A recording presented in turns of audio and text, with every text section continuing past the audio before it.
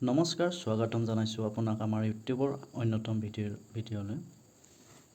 অসম চৰকাৰ যি 1 লাখ নিযুক্তিৰ বাবে 32,000 প্লাছ ভেকেঞ্চি উলিয়াব ছেপ্টেম্বৰ মাহত।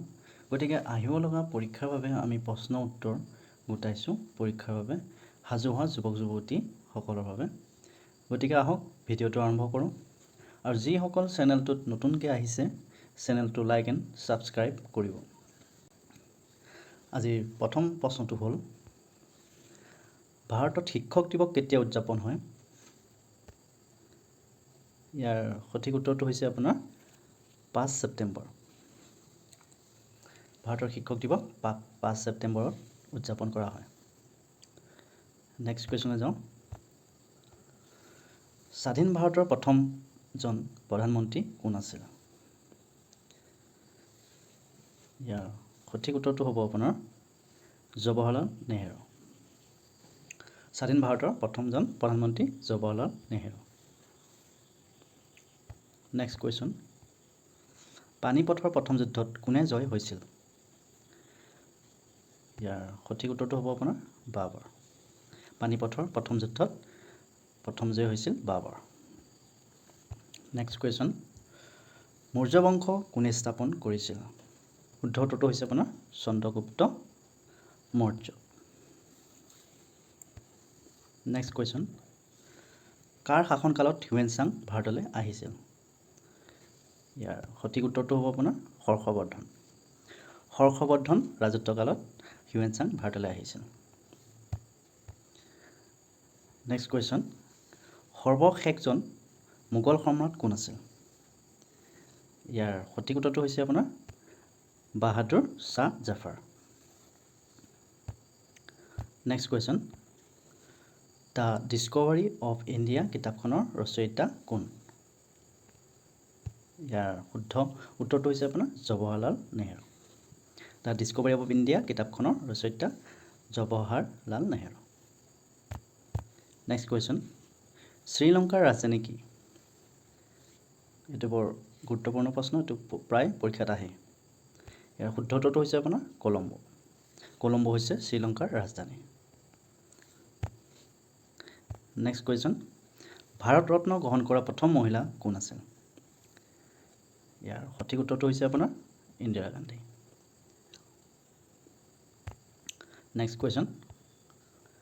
পৃথিৱীৰ আটাইতকৈ জনবহুল দেশ কোনখন? পৃথিৱীৰ আটাইতকৈ জনবহুল দেশ কোনখন? ইয়াৰ সঠিক উত্তৰটো হৈছে আপোনাৰ ভাৰত। Next question. ভাৰতৰ লৌহ মানৱ বুলি কাক জনা যায়? ইয়াৰ শুদ্ধ উত্তৰটো হৈছে আপোনাৰ চৰ্দাৰ বল্লভভাই পেটেল। Next question. মহাকাশত অৱস্থান কৰা প্ৰথমজন মানৱ কোন? ইয়াৰ সঠিক উত্তৰটো হৈছে আপোনাৰ ইউৰি গাগাৰিন।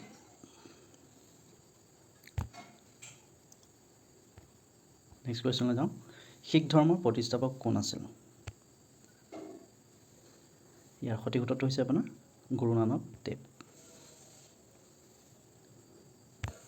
Next question. তলত দিয়া কোনজন নেতা ভাৰতৰ ৰাষ্ট্ৰপতি নাছিল?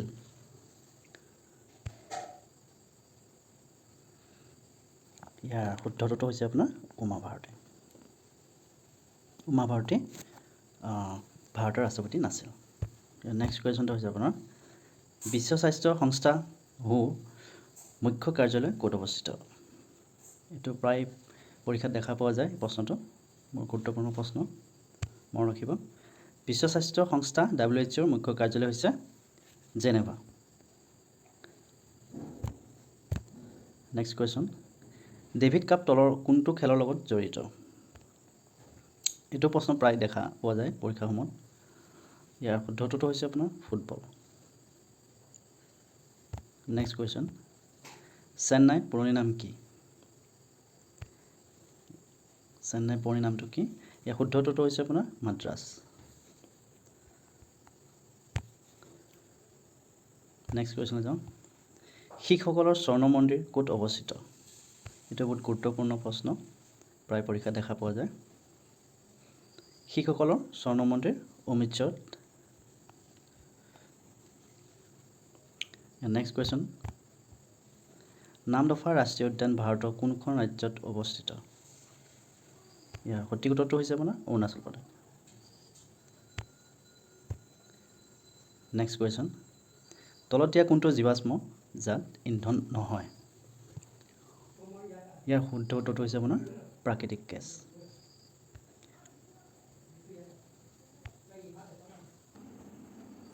নেক্সট কুৱেশ্যন, তলত দিয়া কোনটো বিদ্যুতৰ সুপৰিবাহী? ইয়াৰ শুদ্ধ উত্তৰটো হৈছে তাম। নেক্সট কুৱেশ্যন, তলত দিয়া কোনটো মানৱ চকুৰ অংশ নহয়? ইয়াৰ শুদ্ধ উত্তৰটো হৈছে আপোনাৰ চকুলো। চকুলো মানৱ চকুৰ অংশ নহয়।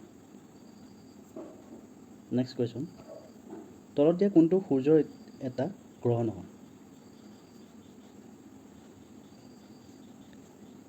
ইয়াৰ শুদ্ধ উত্তৰটো হৈছে আপোনাৰ চাইৰাছ। চাইৰাছ সূৰ্যৰ এটা গ্ৰহ নহয়। নেক্সট কুৱেশ্যন, তলত দিয়া কোনটো এটা গ্ৰীণ হাউচ গেছ? ইয়াৰ শুদ্ধ উত্তৰটো হৈছে আপোনাৰ কাৰ্বন ডাই অক্সাইড।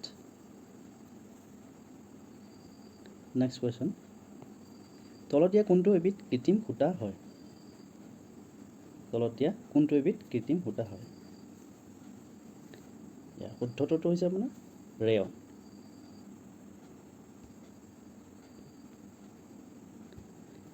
ধন্যবাদ। আমাৰ ভিডিঅ'বোৰ সকলো ভিডিঅ' আহি আছে। সকলো ভিডিঅ' চাই থাকিবলৈ আমাৰ ইউটিউব চেনেলটো লাইক এণ্ড ছাবস্ক্ৰাইব কৰিব। ধন্যবাদ।